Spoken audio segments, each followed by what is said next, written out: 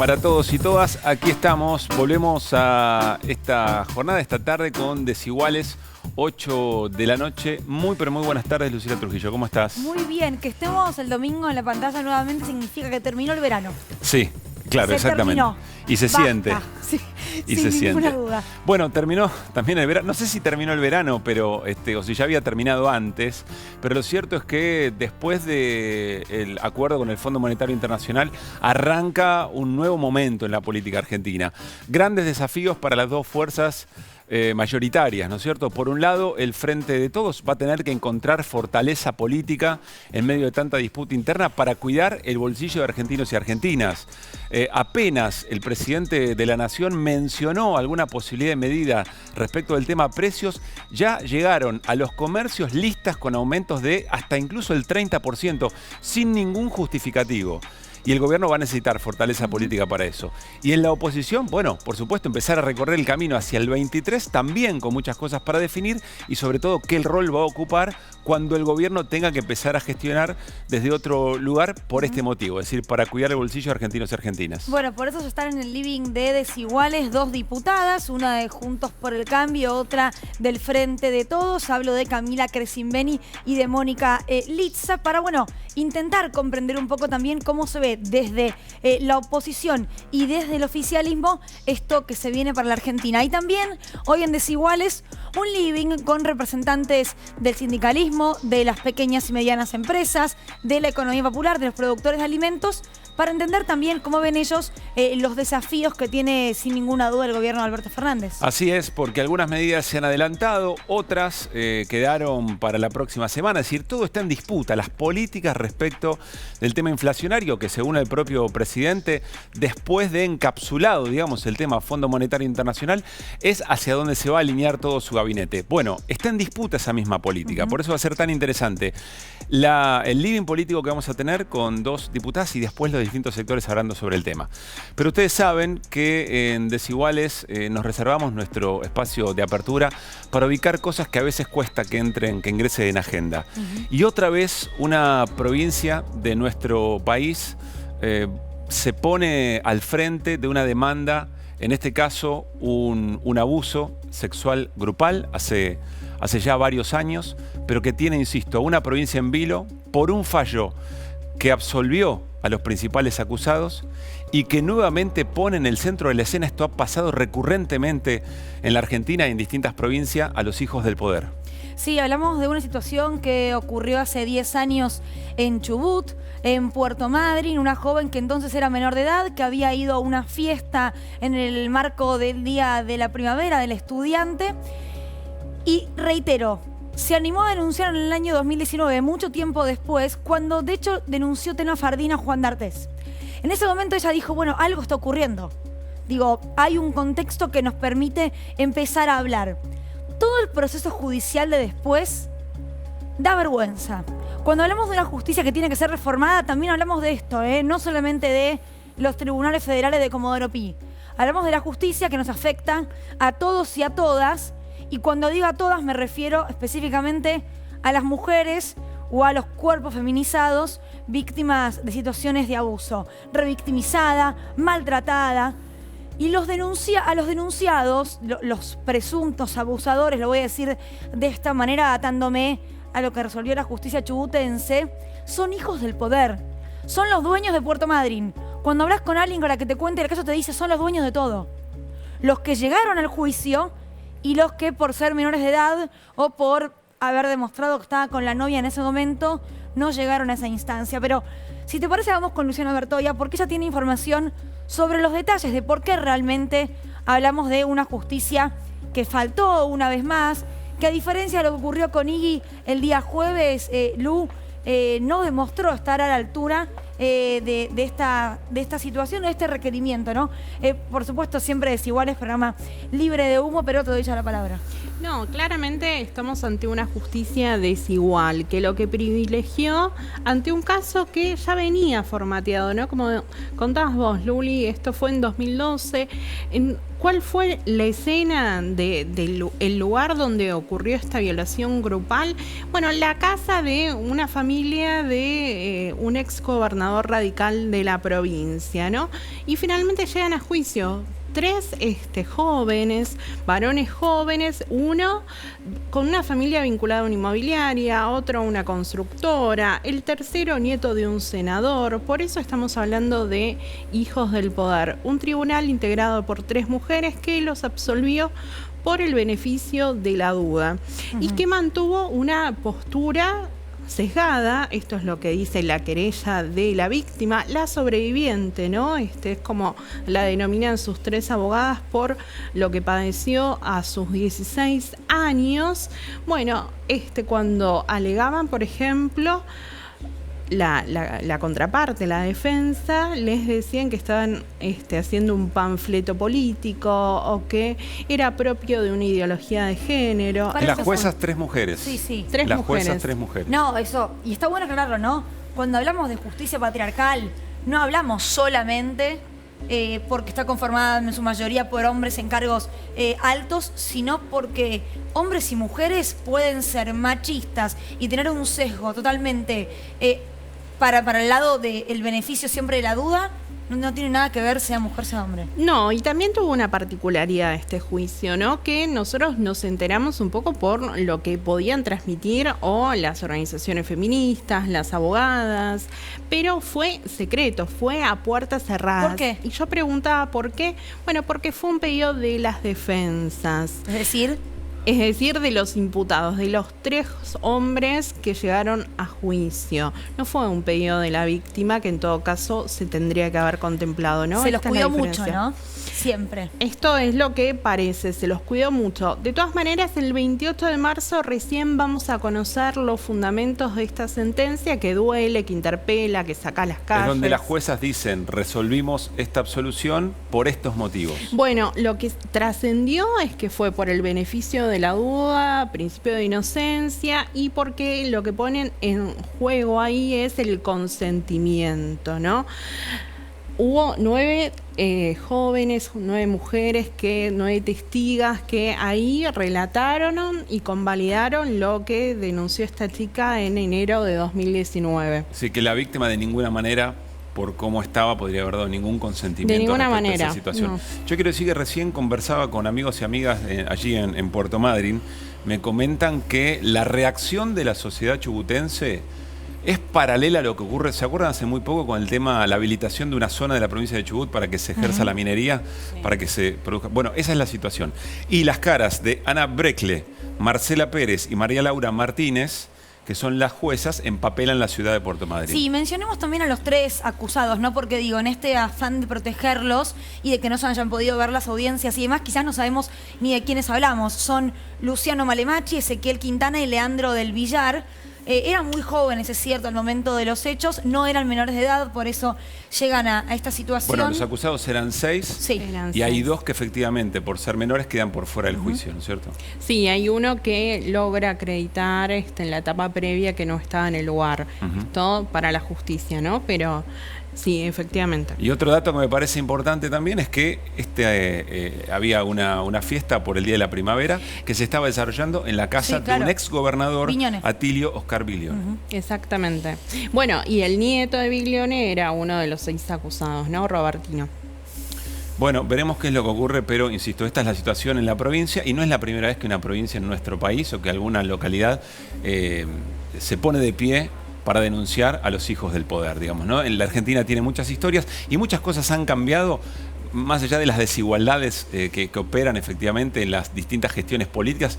Muchas de estas situaciones son las que definitivamente terminaron con algún linaje de poder en nuestro país. Bueno, pasamos a otro tema, sí, dale. Con otros temas, ¿no? Cande, ventas sobre lo que vamos a hablar en un ratito. Sí, vamos a hablar de el tema económico, la fuente de las disputas que está teniendo el gobierno, que es la inflación y cómo esto repercute en salarios, ganancias y en todos los actores y actrices económicas. Bueno, muy bien, de eso vamos. ¿Cómo está la...? Nadie lo preguntó nunca en estos días, ¿no? ¿Cómo está el Frente de Todos y cómo está la, bueno, ponele interna? Estamos en eso, tratando de escribir todos los días sobre esta situación con información nueva todos los días, porque realmente hay información nueva todo el tiempo, porque la interna, la externa diría yo, ya interna no tiene nada, porque no hay por ahora una mesa o una instancia orgánica que acomode los jugadores hacia adentro. Y hubo mesas, las vamos a estar desarrollando. Quienes las integraban fueron cambiando los integrantes, y ahora lo que está faltando es que falta una mesa, aunque sea ratona, para que se junten dos y que tomen un café. Voluntad política de constituir esa mesa, digamos, ¿no? Pero te quedan 2 años de gobierno que te lo pide. Bueno, Claro. hay algo que me pareció muy interesante de estas horas, que se escribió bastante sobre el tema, es diferenciar si son cuestiones personales o que tiene que ver con proyectos de país, o qué proyecto político-económico para los próximos 2 años. No es un tema menor, digamos, ¿no? Lo personal, bueno, quienes tienen más experiencia y quienes conducen y lideran tienen que bañarse en humildad y sentarse a dialogar. Ahora, si el problema es cuáles son las políticas que efectivamente van a mejorarle la vida a la gente, pues el tema es un poco más profundo ahí. Yo me inclino porque el problema es lo segundo. El tema Sí. es que si no hay diálogo no se llega a discutir eso, no se llega a Claro. discutir cuál va a ser ese programa económico. Y si vos vas a convocar a una mesa de gran acuerdo social y económico, es difícil que lo hagas sin una dirección. El Consejo Económico Social existe, funciona, mucho de ahí no se saca, porque evidentemente los resultados siguen siendo los mismos, están todos los actores dentro del Frente de Todos peleados. Ahora, Jimé, antes de irnos al living, te hago una última pregunta. ¿Cuáles son las opciones que se barajan? ¿Mesa Nacional del Frente de Todos? Digo, haciendo una semejanza a la que hay en Juntos por el Cambio. Un diálogo mano a mano que por ahora, y de hecho esto lo dijo la vocera presidencial Gabriela Cerruti, no existe. No. Lo dijo ella misma. Es que eso que decís vos tiene una cronología. Primero sería este diálogo mano a mano, y después, una vez que se ponen de acuerdo y bajen línea hacia los diferentes sectores, Alberto y Cristina, recién ahí se podría armar una instancia más orgánica, algo que funcione más sistemáticamente. Bueno, nos vamos al living. Vamos. Lucila, ¿te parece? Sí, me parece. Avanzamos con Desiguales. Están ya en el living Mónica Litza, ella es diputada del Frente de Todos en representación de la provincia de Buenos Aires, y Camila Crescimbeni, diputada del PRO.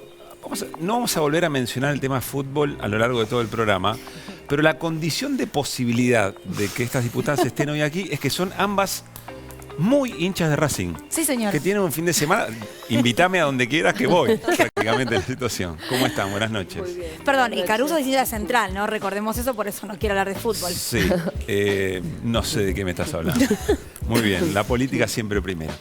Bueno, arrancamos por la diputada Litza. Recién estábamos comentando un poco el momento del Frente de Todos en términos políticos. ¿Cómo lo caracterizarías de aquí en adelante? Porque de alguna manera el tema Fondo Monetario, si bien es algo que está como espada de Damocles sobre argentinos y argentinas, sin embargo, la resolución político-institucional ocurrió, y para el gobierno, o por lo menos para Alberto Fernández, con éxito. Sí, creo que fue muy importante, es clave haber podido transitar el tema del acuerdo, porque eso era un ancla que sujetaba a la Argentina y que paralizaba en muchos sentidos. Esto trae certidumbre y nos permite poder planificar otras cosas que creo, estoy convencida que son las importantes. Recién los escuchaba hablar con el tema de la lucha contra la inflación. Realmente creo que es clave, es importantísimo, y es un momento donde podemos tener otras herramientas para encararlas, precisamente porque ahora, después de haber aprobado el tema del programa de facilidades extendidas con el Fondo Monetario, se empiezan a generar condiciones de certeza y de certidumbre, y hay una hoja de ruta y un rumbo, y creo que es importantísimo. Hoy lo expresó muy bien el presidente de la Cámara de Diputados, Sergio Massa, y el presidente Fernández hace unos días, el viernes, que es clave el tema de encarar la lucha contra la inflación. Ahora, diputada, ese rumbo pareciera que no es el mismo dentro del propio frente, ¿no? Teniendo en cuenta esa situación, como legisladora del oficialismo, ¿qué sensación tiene? ¿Qué es lo que puede llegar a ocurrir? Nosotros somos una coalición que tuvo primero el desafío de ser una coalición electoral y después de convertirse en una coalición de gobierno, donde pensamos diferente y creemos que esa es la riqueza más importante, esas distintas miradas y matices, y realmente que pensamos distinto es evidente y está expuesto de alguna manera, ¿no? El tema de la discusión con el Fondo Monetario lo dejó patentizado un poco todavía más. Ahora lo que sí estamos convencidos todos dentro de la coalición que tenemos que hacer cada día más frente de todos y que tenemos que sostener esta unidad en la diversidad que es realmente que es un desafío, que es difícil, pero que realmente todos los sectores involucrados dentro de la coalición estamos pensando en el tema de la unidad y en cuestiones de rumbo. Sabemos a dónde vamos, mantenemos vigente el compromiso con el electorado que mantuvimos en el 2019 y creo que dejando atrás la pandemia, dejando atrás el tema de la deuda que también era un ancla, como les dije antes, podemos empezar a encarar juntos este crecimiento de la economía. Pienso ahora en Juntos por el Cambio. ¿Y qué aprendió Juntos por el Cambio o qué ves hoy en Juntos por el Cambio, Camila? A diferencia de lo que fue, por ejemplo, el gobierno de Mauricio Macri, cuando la UCR se vivía quejando de no hay espacio, no tuvimos decisiones de poder, ahora ya hablan de una gran paso en 2023. Digo, en la interna de la oposición, ¿qué ocurre? Bueno, para empezar, creo que hubiéramos esperado que el Frente de Todos, en ese tránsito que tuvo habiendo perdido las elecciones ya en el 2015, hubieran aprendido también a trabajar de una manera un poco más horizontal y sostenida en el tiempo. Yo me acuerdo del debate por el FMI, por el acuerdo, que nosotros, reitero, acompañamos el acuerdo para el crédito, digamos, no el plan económico que está desplegando o no desplegando, o ojalá despliegue el Gobierno Nacional. Terminó el debate con Mario Negri diciéndoles al Frente de Todos, por favor, siéntense, sobre todo los más jóvenes, pónganse de acuerdo, porque esto es pésimo para la Argentina. Les quedan todavía 2 años. Algo para la ciudadanía que hoy está esperando concretamente que tengamos un plan y un rumbo económico, cómo vamos a hacer para bajar la inflación, cómo vamos a hacer para que Mónica, que visitamos la semana pasada en Almirante Brown, vamos a saber el precio, más o menos cuánto va a estar la tela que tiene que comprar para poder darle de comer a sus hijos. Nosotros lo que hoy estamos pensando es, obviamente, es un esquema mucho más horizontal en Juntos por el Cambio y la verdad que hemos aprendido esa lección, creo. Eso es bueno para el liderazgo, pero lo que vemos hoy es que en la agenda de la gente está la desesperanza muy patente por esta mirada de la política que parece estar mirando para otro lado o con debates internos que se tienen que poder saltar, porque ese fue el proyecto político que el Frente de Todos le ofreció en su momento a la sociedad. Es el rol de Juntos por el Cambio y pienso si fuese al revés lo mismo, ¿no? Digo, ¿es el rol de la oposición pedirle al oficialismo júntense y hablen?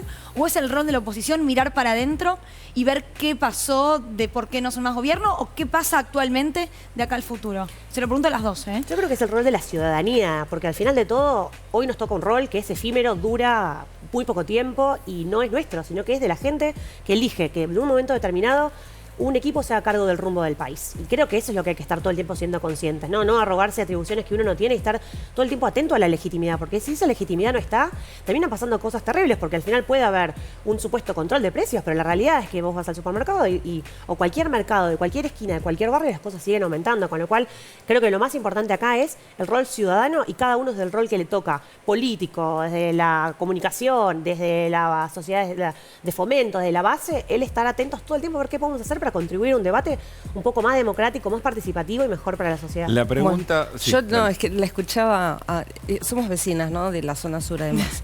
Y las dos de Racing. Y las dos de Racing. Dos mujeres, dos de Racing. La escuchaba atentamente, bueno, cuando ella habla de que Negri le pide al oficialismo que se unan. Quiero decir que estamos viviendo una segmentación muy importante, en política pocas veces vista, porque en la coalición opositora tenemos 10 bloques, en la Cámara de Diputados está muy dividida, ¿no? Entonces, pedir que se unan los otros cuando realmente ellos también están muy rotos, ¿no? Eso se vio, recuerdo la discusión por la ley de presupuesto, ¿no? La dificultad que teníamos como oficialismo para poder encontrar un interlocutor, porque todos los 10 bloques querían hablar y venían con su libretito. Creo que tenemos un divorcio muy grande, ¿no? Entre los temas en que le preocupa a la gente y la política, y también la Argentina y el mundo está viviendo, estamos en la era de la grieta, ¿no? A nivel mundial. Esto ocurre en todos los países prácticamente, y también en el tema que Argentina está transitando un formato de coalición cuando tenemos un régimen presidencialista y tenemos que acostumbrarnos a que las coaliciones discuten, no piensan lo mismo, no somos partidos políticos hegemónicos de mirada única, de pensamiento único, así que todo este ejercicio que estamos llevando adelante creo que tiene que tener como fruto lo que también expresó hoy Sergio Massa en ponernos de acuerdo en 5 o 10 políticas públicas de acá para adelante que tengan que ver con la ciencia, la tecnología, la educación, el desarrollo. Ahora, Mónica, el diagnóstico me parece que es coincidente. La pregunta es si esas políticas estructurales, 5, 10 o las que fueran, que evidentemente necesita de consensos, se pueden encontrar. Vamos a compartir el testimonio, uno de los testimonios de la jornada tiene que ver con Patricia Bullrich, la presidenta del PRO, respecto de o reaccionando frente a las decisiones que tomó, que anunció el presidente Alberto Fernández sobre el tema inflación. Soy Juan Selman, Córdoba. Unas horas después que el presidente de la Nación no se animó a anunciar lo que iba a hacer, que es volver a meterle la mano al campo. Lo dijo el ministro, dijo el campo es la gallina de los huevos de oro y quieren matar a la gallina y llevarse los huevos.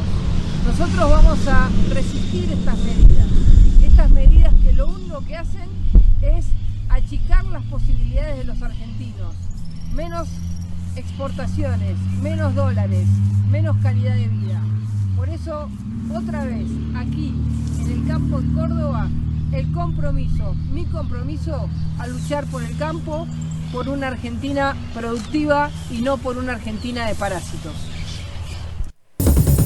Bien, allí escuchábamos a Patricia Bullrich. Camila, la pregunta es un poco obvia. ¿Se pueden consensuar políticas con alguien que de buenas a primeras sale a decir parásitos a quienes efectivamente piensan, bueno, que este es el camino para resolver, o uno de los caminos para resolver la inflación?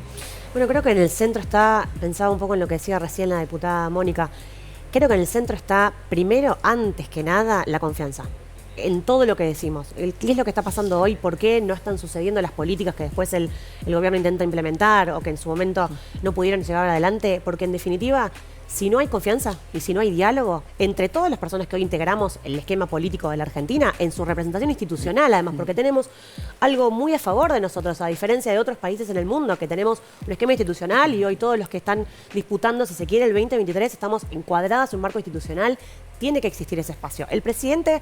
Pero la pregunta es si para construir, si con ese objetivo se puede arrancar diciéndole parásito al adversario, digamos.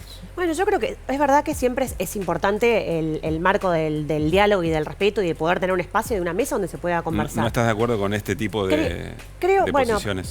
La presidenta del PRO generalmente hace a veces ese tipo de declaraciones, pero en el fondo lo que está diciendo es algo muy, muy claro y muy concreto. Es el campo, que es un eje central del desarrollo de la Argentina, que siempre está tratando a la vanguardia en lo que es el ingreso de divisas que la Argentina necesita, y no para que unos pocos se enriquezcan, para que todos podamos vivir, para que se sostenga nuestra red de protección social, para que se sostengan nuestras jubilaciones. Tiene que haber confianza para una decisión como la que está tratando de tomar el gobierno. Pero si no me equivoco, y le pregunto a Cande, estos 2 puntos que se van a subir en lo que tiene que ver con los derechos de exportación de harina y aceite de soja, son los que había puesto el gobierno de Mauricio Macri, que retiró el Frente de Todos y que ahora los vuelve a colocar. Digo, no hay nuevos impuestos o más retenciones. No, es así como decís, tal cual, y además en un contexto internacional de guerra, donde los productos internacionales han aumentado, sobre todo las commodities y los relacionados con el trigo. Y además, por lo que dijo el ministro Domínguez, es una medida temporaria, ¿no? Esto es para desacoplar el precio del trigo, del precio internacional que ha subido por el tema de la guerra, y para poder cuidar la mesa de los argentinos y de las argentinas, controlar el tema del precio de la harina en las panaderías, sobre todo. Y ahora, volviendo al video que veíamos recién, en el que Patricia Bullrich subió a sus redes sociales, estaba en Twitter, si no me equivoco, ¿no? Este video que termina diciendo que el que está enfrente es un parásito. ¿Cómo se puede hablar de una mesa de consenso de 5 o 10 puntos en común, sea el gobierno que sea el que está en el Poder Ejecutivo y sea la oposición que sea la que está en ese lugar, cuando los proyectos de país o las miradas parecieran ser blanco y negro? Bueno, un poco es lo que habría que preguntarle también a qué es lo que piensa la vicepresidenta Cristina Fernández de Kirchner y el presidente, porque en definitiva al final estamos hablando siempre de lo mismo, es decir, podés hacer una medida, como decían, temporaria a las exportaciones en las retenciones, pero por otro lado estás tratando de controlar precios de alguna manera y por otro lado no tenés ninguna mesa de trabajo interna del gobierno donde puedas ponerte de acuerdo. Entonces lo que la gente ve, la ciudadanía, más allá del rol político que nos toca, lo que la gente ve es un descalabro, no se entiende cuál es el rumbo y cuál es el camino, con lo cual al final eso es lo que termina dañando. En definitiva lo que estoy diciendo es, no hay margen, o sea, hay que hacer esa mesa de diálogo. Lo que iba a hacer en el 2020 el presidente Alberto Fernández, cuando empezó la Asamblea Legislativa, prometió que iba a invitar a toda la oposición a un diálogo en el marco del Consejo Económico y Social. Y eso nunca sucedió. Eso podría haber sucedido. En el 2020 hubo una oportunidad enorme porque teníamos esa necesidad de empezar a buscar esos puntos de acuerdo. Bueno, creo que nunca es tarde, pero evidentemente no hay vocación de hacerlo. Creo que ahí vamos a estar siempre a disposición. Por supuesto, es importante mantener el respeto, el diálogo, que eso no se corte nunca, pero me parece que el objetivo principal está puesto no en que nos sentemos a ponernos de acuerdo, sino en que nos sentemos a ponernos de acuerdo para que la gente viva mejor en la Argentina. Bueno, lamento de tener que... no estoy de acuerdo con lo que dice la diputada, porque sí, el gobierno del minuto uno tuvo la vocación de converger en un gran acuerdo económico y social y un diálogo, y se armó el Consejo Económico y Social, de hecho coordinado por Gustavo Vélez, donde se han convocado a todos los sectores. También es cierto que apenas transcurrido muy poco tiempo de haber asumido en 2019 el gobierno, Argentina y el mundo entró en una pandemia inédita, ¿no?, a nivel mundial, y las prioridades fueron cambiando. Creo que salir de la pandemia, haber llevado adelante el plan de vacunación más grande de la historia, que nos permitió también a través de políticas públicas sostener a las pymes, sostener a las empresas, sostener a los trabajadores, la salida de la pandemia. Pero la Argentina no ha sido tan dolorosa. Argentina ha crecido 10 puntos en este último periodo y la proyección de crecimiento es muy grande. Las señales que está dando la economía son realmente muy importantes. Nos faltaba saldar el tema con el fondo para generar esas condiciones de confianza, y creo que estamos, si nos ponemos de acuerdo en esas, insisto, 5 o 10 políticas más allá del tema de las... ¿Pero vos crees que la oposición está como para eso? ¿O es que lo del Fondo Monetario fue una excepción? No, yo creo que no es la oposición, ¿no? Como decíamos, también hay mucha fragmentación en la oposición. Pues hay una con algunos sectores sí. Que es mucho más razonable, o el tema, bueno, nosotros lo vemos mucho, ¿no?, en la Cámara. Perdóname, te interrumpo. Una cosa me preocupó de lo que escuché en el Senado, de la discusión en el Senado, es al senador Lustó diciendo que si se eliminaban los extremos quedaba claro que efectivamente se podía construir un consenso. Suena medio proscriptivo, digamos, ¿no? Sí, lo que pasa que, como les decía antes, vivimos en un mundo muy agrietado, ¿no?, donde los extremos se hacen sentir mucho y donde parece que lo más difícil es encontrar esa ancha avenida del medio donde podamos hablar con un poco más de racionalidad. Nosotros particularmente estamos convencidos que el diálogo, bueno, precisamente lo vemos en la Cámara de Diputados todo el tiempo empujando hacia el tema de la escucha y la búsqueda de consensos, y bueno, no quiero repetirme, pero el presidente de la Cámara de Diputados tiene todas esas características de búsqueda de consensos, de diálogo, y nosotros particularmente en el bloque del Frente de Todos, que tenemos un nuevo presidente, que es Germán Martínez, ha demostrado, bueno, que es un orfebre del trabajo político, del diálogo, de la escucha, y realmente creemos y confío mucho en esta dupla Massa-Germán Martínez para llegar a que la Cámara de Diputados sea esa caja de resonancia donde se puedan construir los grandes acuerdos. El riesgo ahí, Mónica, es, además Sergio Massa es un ferviente militante de la ancha avenida del medio desde hace bastante. Así es. El problema de eso es que, por lo menos en los esquemas en los que hemos conocido hasta acá, la ancha avenida del medio deja de lado a quien más votos tiene, más representación electoral tiene dentro del oficialismo, ¿no?, que es el kirchnerismo. Sí, no, yo creo que precisamente hoy salieron varias notas, ¿no?, que revelan el pensamiento de Sergio Massa en ese sentido. Él está convencido que este Congreso tiene que ser el semillero, ¿no? Creo que él habla del germinador o algo así, de esas políticas públicas que nos tienen que llevar a un acuerdo, en que sean 5, sean 10, no importa el número, con la oposición juntos, para que Argentina realmente pueda salir. Si no, no vamos a tener destino. Escribió una carta el expresidente Mauricio Macri, vamos a compartir algunos de los fragmentos de ese texto. Una de las partes dice el presidente no dijo casi nada, pero dejó algunas cosas claras. No sabe dónde está, a dónde va ni cómo ir. Tenemos alguna otra textual. Reitero de esta carta que no sé si Mauricio Macri está en Italia o no, no sé si ya viajó hacia el exterior. Gracias al voto positivo de Juntos por el Cambio, que mostró una gran responsabilidad democrática y una fuerte unidad, evitamos el default. Díganme si es la última o si hay una tercera. Asistimos por primera vez a una gigantesca derrota cultural del modelo populista. Y por último, este gobierno muy pronto será un recuerdo, pasará, dejará su lugar a otros y será olvidado. Con esto último, Camila, quiero preguntarte de cara al 2023, porque sabemos que en política siempre se mira para adelante y para el año de elecciones. ¿Tu candidato dentro de la coalición es Mauricio Macri? ¿Crees que es la figura? ¿Crees que tiene que haber una interna? Bueno, por ahora, si bien se están hablando de un montón de candidaturas, no se está cerrando nada porque hoy está el objetivo puesto en que estamos en un año que no es electoral y al final del día, insisto, el hartazgo que hay entre las personas, entre el ciudadano de a pie hoy es muy fuerte y nos pasa cuando recorremos cada barrio. Quiero insistirlo porque de verdad al final del día, si no parece que estamos adentro de un tupper nosotros hablando de algo que queda muy lejano. Por supuesto que hay cuestiones de liderazgo que están muy presentes y muy fuertes y lo tenemos a Horacio Rodríguez Larreta, María Eugenia Vidal, tenemos la suerte de tener dentro de Juntos por el Cambio, dentro del radicalismo, dentro de la coalición cívica, el mismo expresidente, la presidenta del PRO, un montón de personas que tienen capacidad de gestión, liderazgo, mirada, lo cual en realidad hoy está enriqueciendo el debate interno. Eso sin lugar a dudas, pero parece que el foco hoy está puesto, o lo estamos intentando poner, al interior del bloque de PRO y al interior del interbloque Juntos por el Cambio y de la Mesa Nacional, en buscar ideas y políticas públicas que podamos sostener en el tiempo, y ahí sí coincido con lo que decía Mónica, pero eso hay que llevarlo adelante y concretarlo. Por ejemplo, la transición energética a renovables. ¿Debería haber una PASO para resolver eso?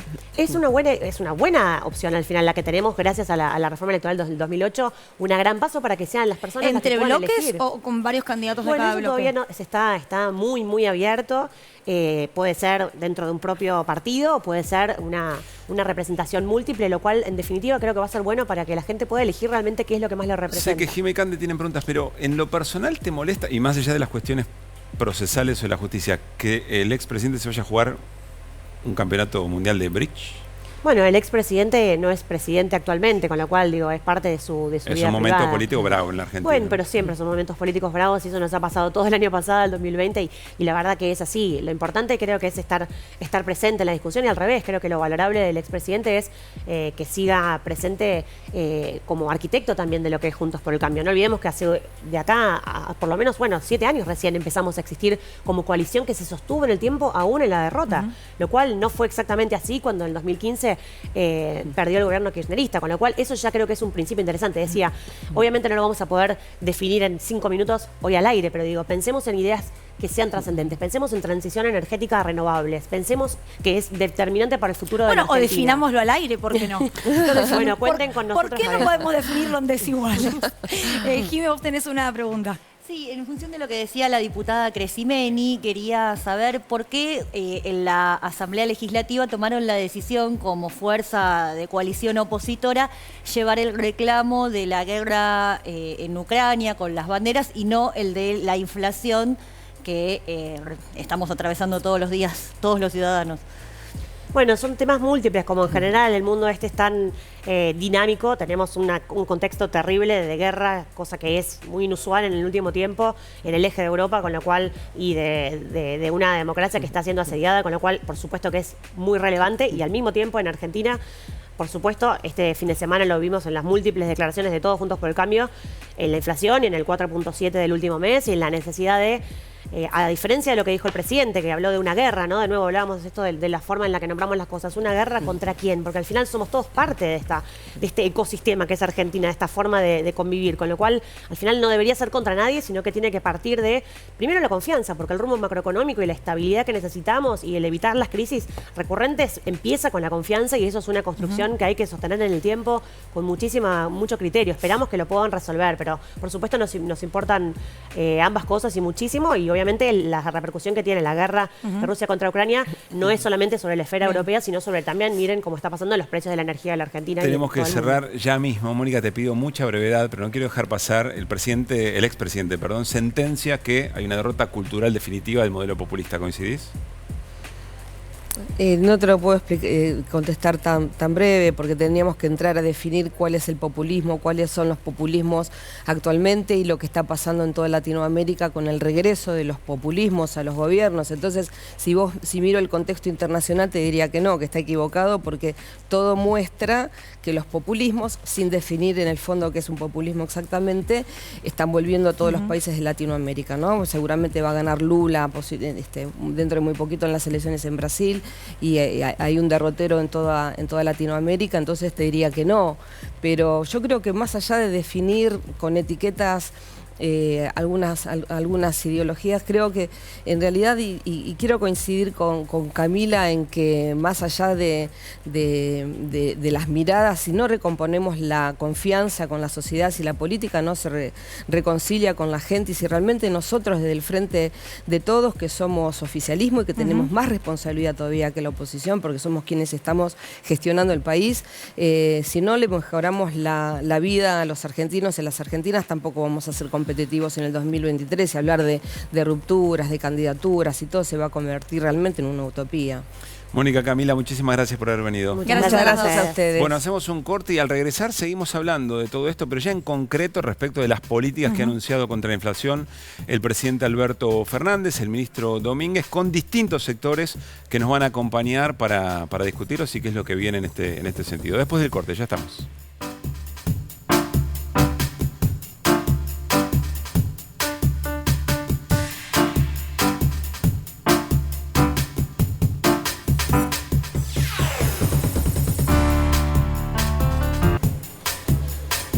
Bueno, muy bien, seguimos en Desiguales por la televisión pública y con esta mesa, atención, vamos a ponerle realidad, vamos a ponerle territorio a las discusiones que se están dando en función sobre todo del tema inflacionario. Miren qué linda mesa tenemos para discutir un buen rato.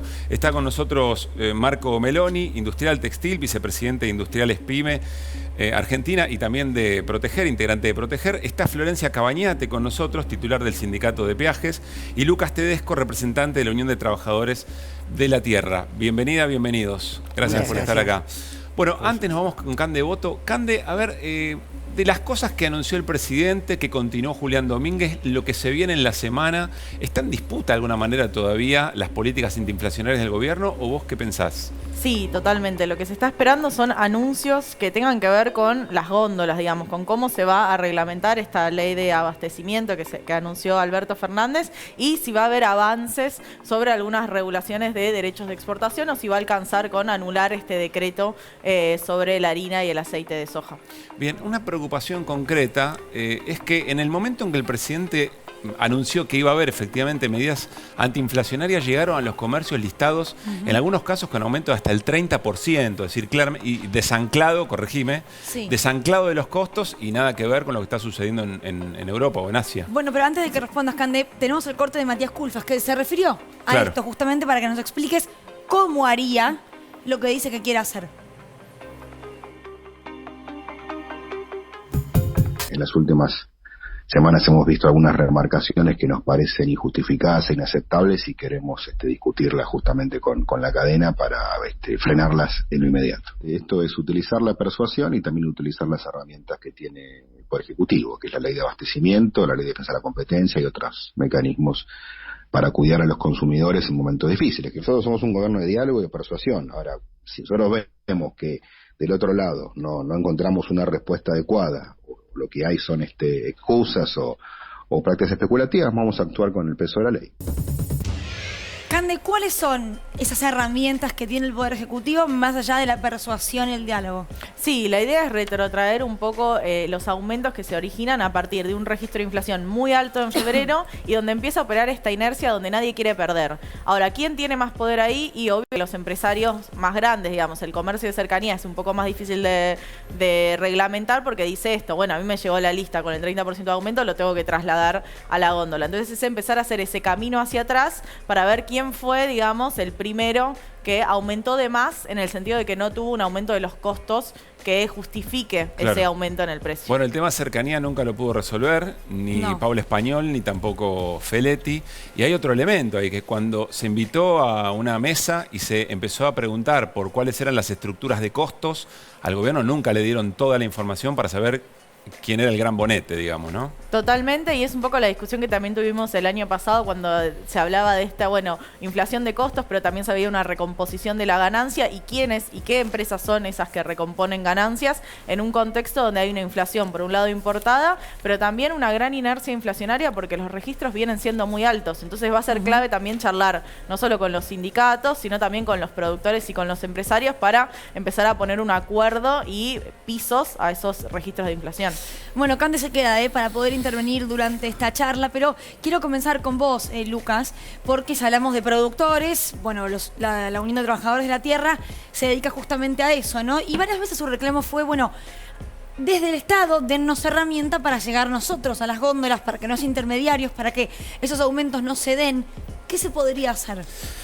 Mira, principalmente para nosotros el gran problema, y cuando el gobierno sale a discutir sobre el tema de la inflación y sobre el tema del control de los precios, para nosotros es imposible generar una guerra contra la inflación o una lucha contra la inflación si no hablamos del modelo de producción en la Argentina, ¿no? Un modelo de producción concentrado, del modelo también de comercialización, también está concentrado, de la tierra en la Argentina está concentrada. Entonces hay, y ni que hablar, la estructura de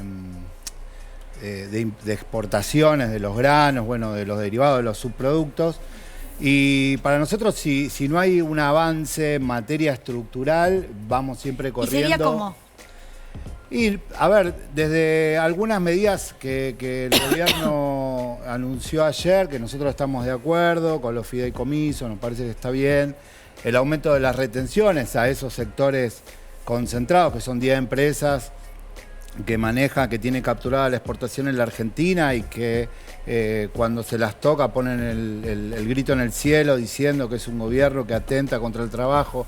Bueno, nosotros venimos como organización hace muchísimos años hablando y diciendo que hay una manera de empezar desde abajo, porque está bien, tenemos que transformar lo estructural, pero también tenemos que empezar desde abajo, como decimos nosotros, desde el pie. Y nosotros venimos llevando adelante varios ejemplos, ¿no? Las colonias agroecológicas de abastecimiento urbano, donde en muchísimos municipios no se produce verduras y frutas y tienen que traer desde el mercado central o de otros mercados que quedan a 100 a 200 kilómetros esas verduras y frutas. Bueno, nosotros planteamos un plan nacional de colonias agroecológicas de abastecimiento urbano, que ahí lo que está restando es el flete.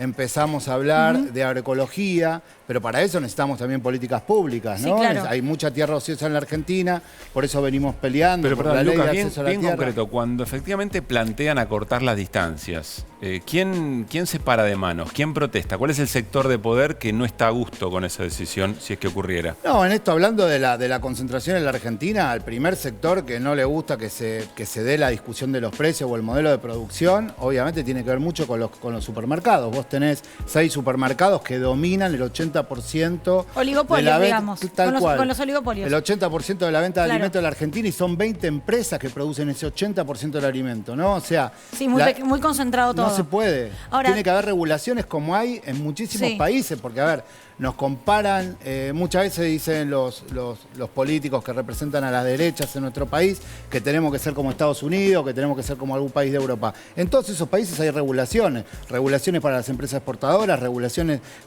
justamente para los supermercados, para las grandes muchas empresas más que de acá. alimentos. Claro que sí. Ahora, Marco, desde el sector empresarial, ¿se analiza algo similar? ¿Se cree que tiene que haber algún tipo de modificación en la estructura? Sí, absolutamente. Nosotros estamos en la lucha de los insumos difundidos, que también están concentrados. ¿Qué es un insumo difundido? El insumo difundido es el insumo base con el cual vos empezás a trabajar. Un insumo difundido, por ejemplo, es la energía, otro es el acero, podría ser como para el aluminio, donde hay que justamente están los monopolios, ni oligopolios, monopolios, donde hasta ves que te sucede que vas a Paraguay y le decís, mira, estoy construyendo algo con el acero de ustedes, ¿cuánto lo pagás la tonelada? Y lo paga menos que nosotros. Entonces vos no entendés que se está atentando contra el pyme que quiere agregar valor localmente. Eso es un tema. El otro tema, yo estoy impresionado cuando justo me dejaste este papel acá, yo digo, basta de parásitos. No escuché el parasitismo de la usura financiera. donde estamos sometidos todos los pymes, donde nos sometieron el gobierno anterior, donde cerraron 31.000 pymes, cuando no dábamos la vuelta por la falta del mercado interno, por la apertura de las importaciones y por la suba del 3.000% de los costos energéticos, teníamos que apelar a las deudas y veíamos tasas del 80%, del 110%. Yo no entiendo, yo creo que las pymes, los trabajadores, los industriales, los servicios, los comercios, son esos los que sufren y son esos los que sufren también el aumento de precios. Florencia, de los sindicatos, ¿qué se observa? De los sindicatos y como sindicalista observo que el problema que tenemos es la falta de previsibilidad. Y es un problema que no se ve con este gobierno nada más, es un problema que lo tenemos desde hace 10, 20 años independientemente del color político. ¿A qué te referís con previsibilidad? Previsibilidad en cuanto a inflación, en cuanto a visión de futuro. Hoy por hoy el presidente nos habla de un acuerdo de salarios y de precios. Entonces, ¿cómo va a poder haber un acuerdo de salarios y de precios cuando una inflación proyectada implica casi un 60% y nos están pidiendo que cerremos paritarias por un 45%? Los trabajadores tenemos que dejar de ser la variable de ajuste. Pero el gobierno dijo que tiene la vocación de que efectivamente, no importa cuál sea el registro de inflación, las paritarias van a ganarle a ese número. Es una realidad que no se da hoy en día. Somos uno de los pocos gremios que esta última paritaria pudo ganarle a la inflación. Somos afortunados con respecto a eso y no es la realidad que viven los trabajadores y trabajadoras hoy.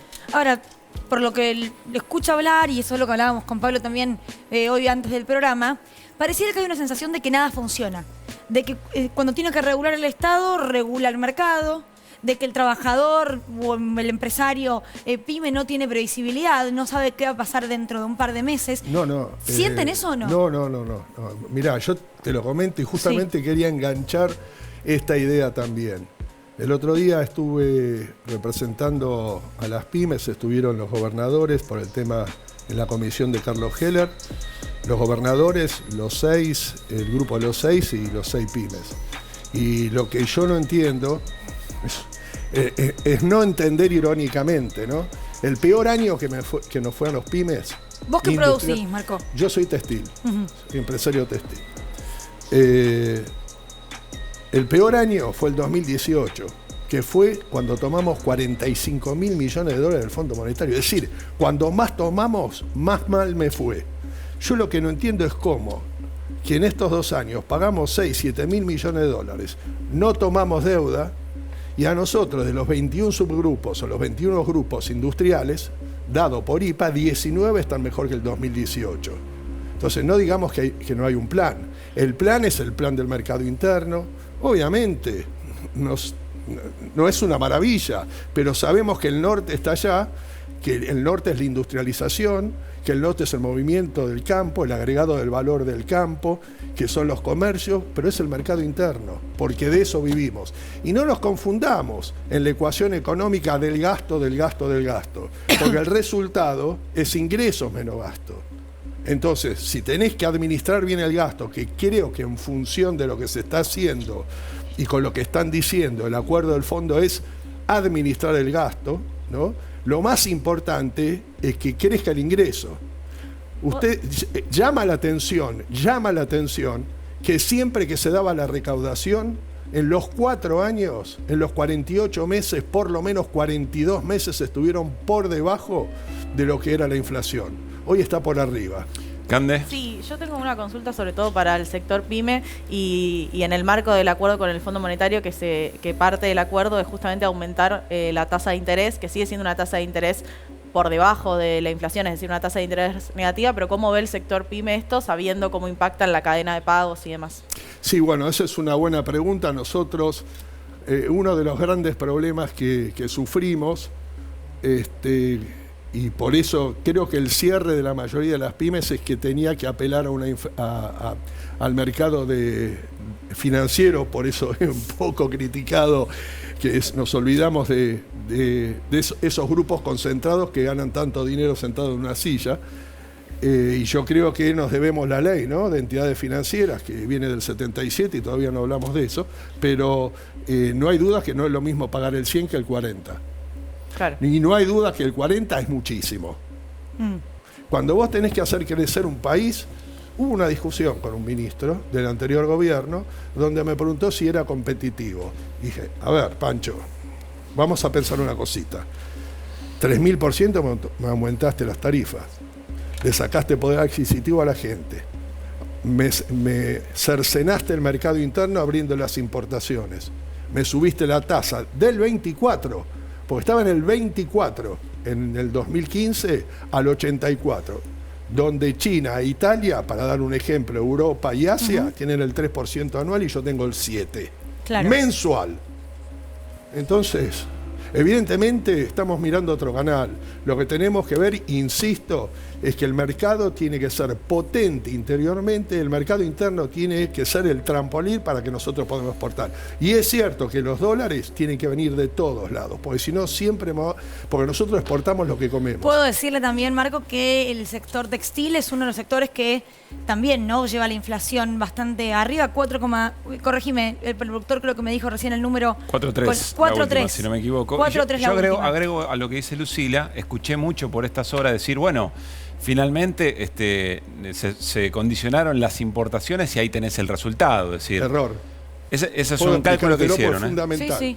Los últimos 7 años o 6 años la inflación del índice general fue del 526%. El textil está en 1 o 2 puntos menos. Es decir, que copió la curva. ¿Nos volvimos malos de golpe después de cerrar 5.000 empresas textiles en los últimos 4 años? No. Lo que pasó es, nos extranjerizaron porque cerró la fábrica que hacía el elastómero, Lycra. Cerró la fábrica que hacía el 70% de poliéster nacional. O sea, esos insumos hay que importarlos. Entonces me suma una cosa, no hay insumo nacional, totalmente nacional, que no tenga un componente importado. Claro. Y además quisiera que den la inflación, ya que la conocen, de la vidriera del producto importado. Está 10 puntos por arriba de la nuestra. Florencia, me interesa con respecto al sindicalismo, que es parte del Frente de Todos, digo, hay diputados de hecho que son representantes sindicales, si se sienten representados por el gobierno, si sienten que en esa mesa nacional que se podría conformar tiene que haber una pata sindicalista. Somos parte del Frente de Todos, somos peronistas, pero como peronistas también somos críticos. No podemos negar que hay más de un 40% de pobreza dentro de un gobierno peronista, que un gobierno peronista tiene un 40% de pobreza, más de un 50% de trabajo informal. Y creemos que sí, se tiene que llegar a un consenso, estamos dispuestos, pero como te dije antes, dejando de que el trabajador deje de ser la variable, ¿no? ¿Qué le exige en Florencia concretamente el sector sindical al que vos representás? Es muy heterogéneo también, ¿no? Pero el que vos representás, ¿qué es lo que le exige concretamente al gobierno? Que tenga políticas en donde se tenga en cuenta al trabajador en forma directa, que esa deuda que tiene la política argentina, independientemente del partido político, que es la inflación, se elabore un plan para que todo lo que suceda en adelante tenga esa previsibilidad que nosotros exigimos. Lucas, hablabas de reformas estructurales. Está claro que el gobierno juega mucho con la idea de lo que se puede y lo que no, con la correlación de fuerza. Se lo acusa en algún sector hasta de posibilista. ¿Las medidas que se anunciaron te parecen, evidentemente no son suficientes, pero te parecen que pueden dar resultados? ¿Y cómo construir esa fuerza política, si crees que el gobierno la tiene o no, para el resto de las reformas que vos planteás? Sí, a ver, las medidas... El fondo fiduciario para controlar el precio de la harina nos parece que está bien. Igualar las retenciones a los subproductos que han ganado sumas exorbitantes en los últimos 2 años. No estamos hablando de un sector de 10 empresas que les ha ingresado más de 29.500 millones de dólares el año pasado, ¿no? Nosotros creemos que está bien, ¿no? Que hay que empezar, hay que dar una discusión también de cara a la sociedad. El gobierno, yo creo que más allá de lo estructural y que de algunas medidas que avanzan, se ha perdido muchísimas oportunidades. el año pasado con Vicentín, ¿no? Para nosotros era importante que haya una empresa testigo para saber, bueno, cuál es el costo de la producción de soja, cuáles son los compradores, quiénes son los grandes intermediarios internacionales, cuáles son los volúmenes, bueno, todo eso que avanzó, que retrocedió, que sí, que no. Bueno, hoy estamos en esta situación donde el gobierno tiene que salir justamente a tratar de recuperar parte de esas grandes ganancias que tienen estas empresas para depositarlas directamente a través de este fondo para poder sostener el precio de la harina. A nosotros nos parece que está bien. Ahora, después, ¿eso va a influenciar directamente a los alimentos, los productos? Sí, tiene que ver. A ver, si sube el precio, si se le paga menos, estas grandes exportadoras le pagan menos a los productores porque van a tratar de recuperar lo que el gobierno... Eso en realidad es el gran problema. Claro, exacto. Si no hay ningún tipo de control en ese sentido, repercute, porque no nos olvidemos que la soja, el maíz, tiene que ver directamente con la carne, con la producción de la carne nacional, ¿no? Lo que dijo el ministro Domínguez es, ustedes ya les cobran, le dijo a estas grandes empresas, al productor, el 33%, no deberían subir más, pero reiteramos, hay herramientas más allá de la persuasión y más allá del diálogo que quizás tienen que implementarse. Una cosita quería decir chiquitita. Sí. Y después la construcción de políticas directamente públicas, digo, se tiene que acercar a las organizaciones que hace años, organizaciones campesinas, de pequeños productores, que venimos demostrando nosotros con nuestros mercados. ¿Está muy lejos todavía? ¿El gobierno de esas organizaciones está muy lejos todavía? Sí, hay algunos, digo, hace varios años que venimos diciendo que es necesario en la Argentina una ley de acceso a la tierra, ¿no? Sí, claro. Está extranjerizada la tierra. Hoy calculábamos que 622 veces la ciudad de Buenos Aires, multiplicarlo por 622, es la tierra extranjerizada, que el 40% de la tierra cultivable en nuestro país está en manos de 1.200 familias. Es imposible construir un país que encima se basa en el modelo agroindustrial, ¿no? Del monocultivo y que atenta contra la producción de alimentos. Claro, frente a estos intereses y no haber una política de ordenamiento general donde vos podés generar arraigo a través de las colonias, a través de un acceso a la tierra, donde haya tambos en cada uno de los municipios. Digo, se puede construir eso, pero con mucha decisión. No te quiero cortar, pero te tengo que cortar, Lucas. Bueno, hay tiempo. Por favor. Dos segundos. Dos cosas.